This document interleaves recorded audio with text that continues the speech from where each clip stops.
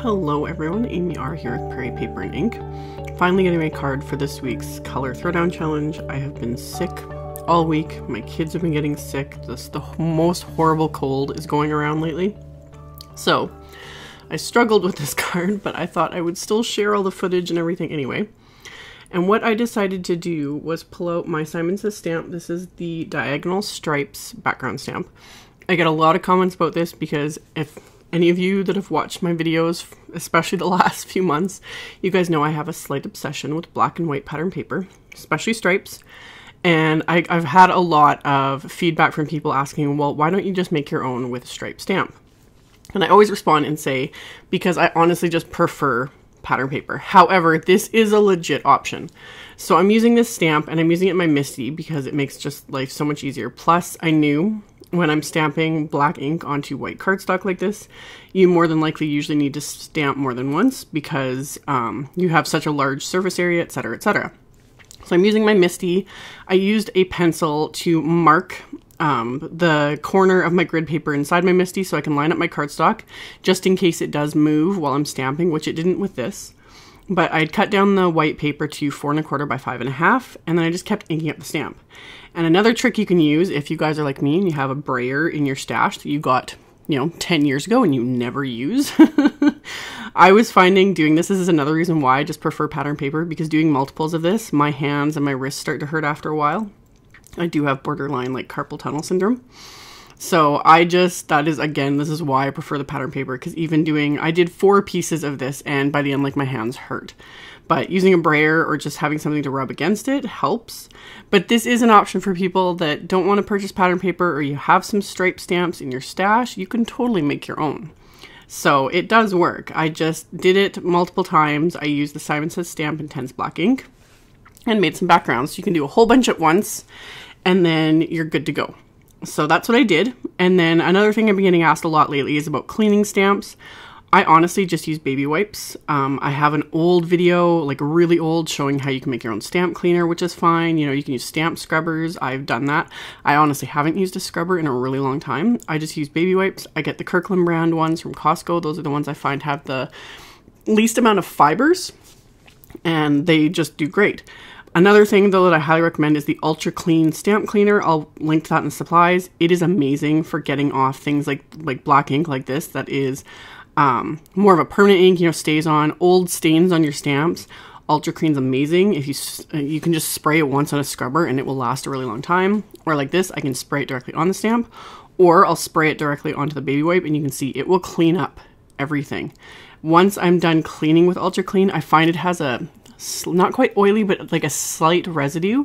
So I'll take a clean baby wipe, or you could just use a cloth, whatever, and I wipe off any excess and it's good to go. This cleaner is amazing. I've had this bottle for years, and I have a refill bottle that I maybe have refilled my bottle once in the last like 10 years. So that's what I use. I just use baby wipes. I don't really worry about my stamps getting stained too much, but certain stubborn inks, I use the Ultra Clean and I'm good to go.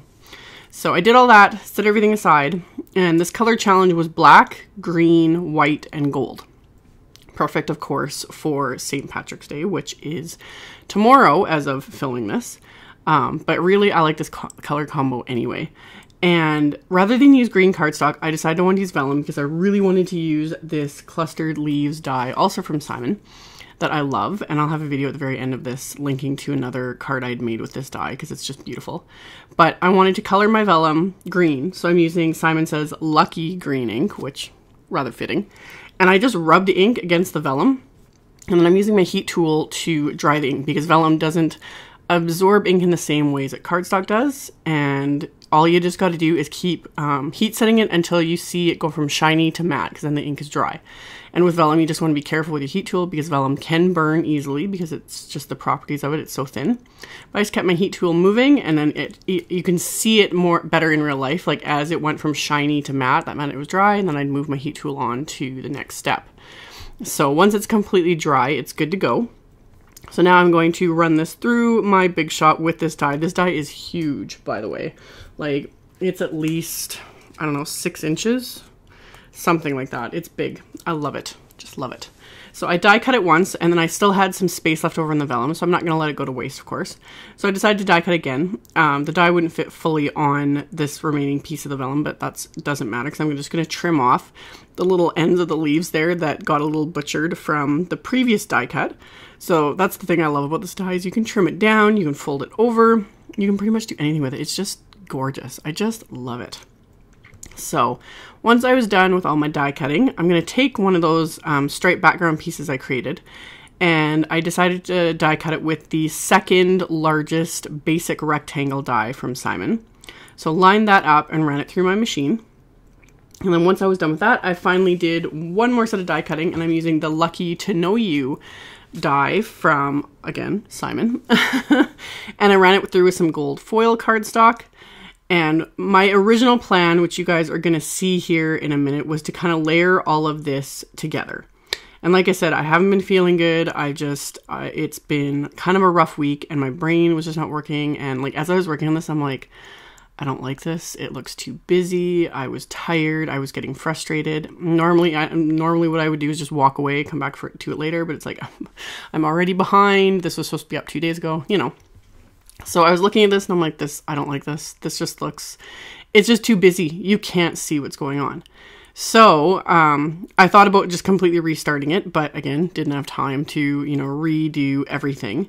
So I very carefully was able to peel up these letters. I didn't adhere the leaves. They were just taped to the back, you can see there.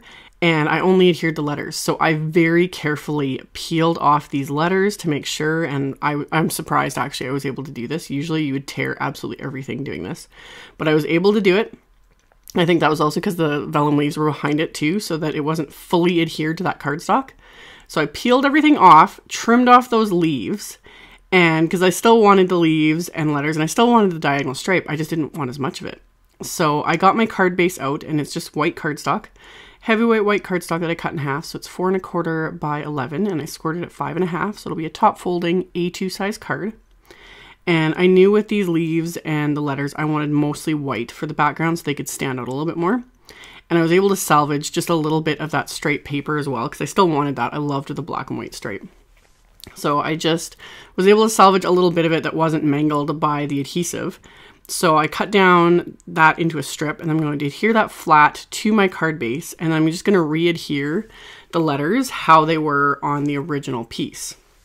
So I'm just going to flip this over, use my multimedia matte adhesive again, and I'm just applying adhesive to the letters, not to the leaves, like unless the letters are covering the leaves, because you would see that adhesive through the vellum.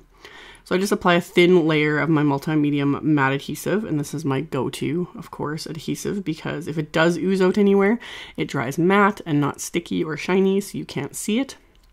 So I'm able to reline up everything again, press that down really well, and I was like, okay, I can work with this.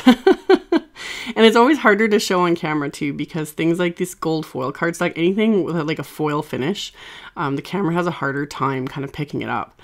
So I got everything adhered, and then I'm going to adhere the last parts of these words, and I had to fight with my inner like little bit of OCD there. I wanted to adhere them how they appear on the die cut. They're more centered, but I was like, you know what, I can do what I want. I can do this. So that's what I did. I kind of just spaced them out a little bit more. And once I've got everything adhered, I want to finish the inside of the card, of course. So I pulled out this is the hand-lettered encouragement set, which is also by Christina Werner, as is that Lucky to Know You die. So everything is all cohesive and goes together so fabulously. So there's a perfect sentiment in this set that says, you make everything awesome. So I pulled that out, and I'm using that same Lucky green ink, and I'm going to ink up my sentiment. I'm going to stamp it in the center of my card. And while I was making this, I still had the frame, or like the edges left over from die cutting that straight piece. And I was like, you know what, that's perfect. I can use that on the inside of my card just to finish it off, and it doesn't go to waste. So I applied my multimedia matte to that and lined it up on the inside of the card, just making sure it was just short of the fold at the top so the card opens and closes easily. And that finished it off. Really simple. Hope you guys learned coming into a little bit from my mistake, and you can definitely make your own striped pattern paper quite easily. I still prefer the pattern paper. That's just me. But yeah, as always, there will be links below the video to my blog post, which will have a link to the color challenge, link to all the supplies used. Check that out below if you are interested. I'll also have a couple videos here at the end using the Lucky to Know You die as well as this clustered leaves die, so check those out if you missed them. Thank you all so much for watching, and I will see you all in the next video. Bye!